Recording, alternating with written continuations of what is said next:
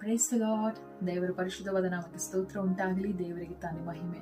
ದೇವರ ವಾಕ್ಯ ಈ ರೀತಿಯಾಗಿ ಹೇಳ್ತಿದೆ. ಯೋಹಾನನು ಬರೆದ ಸುವಾರ್ತೆ 20ನೇ ಅಧ್ಯಾಯದ 1ನೇ ವಚನದಲ್ಲಿ, ವಾರದ ಮೊದಲನೇ ದಿನದಲ್ಲಿ ಮಗ್ದಲದ ಮರಿಯಳು ಮುಂಜಾನೆ ಇನ್ನು ಕತ್ತಲಿರುವಾಗಲೇ ಸಮಾಧಿಯ ಬಳಿಗೆ ಬಂದು ಸಮಾಧಿಯ ಕಲ್ಲು ಅಲ್ಲಿಂದ ತೆಗೆದಿರುವುದನ್ನ ಕಂಡಳು ಎಂಬುದಾಗಿ ಕೇಳಲ್ಪಟ್ಟ ಈ ವಾಕ್ಯದಲ್ಲಿ ಒಂದು ಸ್ತ್ರೀಯ ಹೆಸರು ಉಲ್ಲೇಖವಾಗಿದೆ. ಆ ಸ್ತ್ರೀಯ ಹೆಸರು ಮಗ್ದಲದ ಮರಿಯಳು ಎಂಬುದಾಗಿ.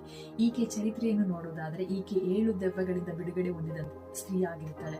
ಸೊ ಯೇಸುವಿನ ಜೊತೆ ಕೆಲ ಸ್ತ್ರೀಯರು ಸೇವೆ ಮಾಡ್ತಾ ಇದ್ರು. ಅವರಲ್ಲಿ ಈಕೆ ಸಹ ಒಬ್ಬಳು. ಸೊ ಬೈಬಲಲ್ಲಿ 13 ಬಾರಿ ಮಗ್ದಲದ ಮರಿಯಳು ಅಂತ ಹೆಸರು ಉಲ್ಲೇಖವಾಗಿದೆ. ಮಗ್ದಲದ ಮರಿಯಳು ಅಂತ ಹೆಸರು ಹೇಗೆ ಬಂತು ಎಂಬುದಾಗಿ ನಾವು ನೋಡುವುದಾದರೆ, ಗಲಿಲಾಯ ಸೀಮೆಯ ಮಗ್ದಲ ಎಂಬ ಊರಿಗೆ ಸೇರಿರುವುದರಿಂದ ಈಕೆಯನ್ನ ಮಗ್ದಲದ ಮರಿಯಳು ಎಂಬುದಾಗಿ ಕರೀತಾರೆ.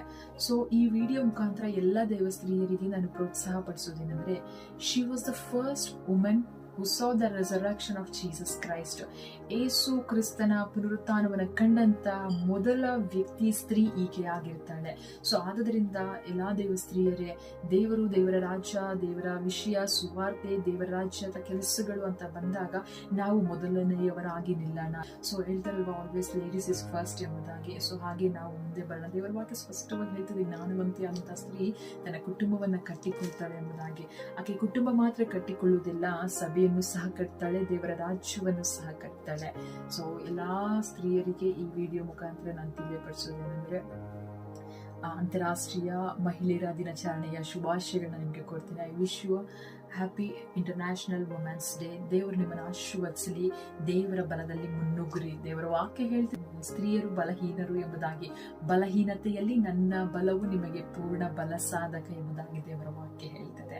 ಸೊ ಆ ಬಲದಲ್ಲಿ ಮುನ್ನುಗ್ಗುರಿ.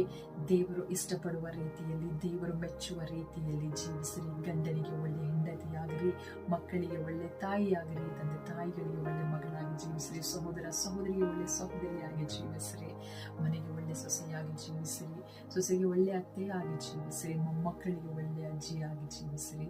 Happy international women's day. God bless you all.